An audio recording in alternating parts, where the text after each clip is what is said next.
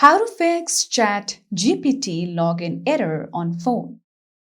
So first of all, before you log in, make sure that you have entered the correct email address and password of your ChatGPT account. After that, in order to fix your issue, open Google Play Store or App Store. I'm going to launch Google Play Store. Now let's go to search and search for ChatGPT. Tap on the application. Now over here, instead of the option of open, if you see the option of update, tap on it so that all the app errors and bug issues will be fixed. After this, you can also tap on uninstall and then reinstall ChatGPT application again. Now on the next step, open settings. From here, scroll down below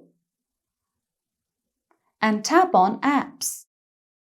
From here, go to Search bar and then directly search for ChatGPT. From this page, scroll down below and tap on Storage.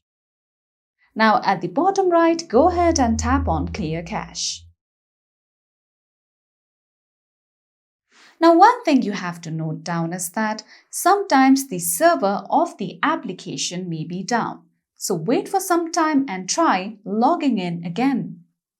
So that's all for today's video, and at last, don't forget to subscribe to our YouTube channel.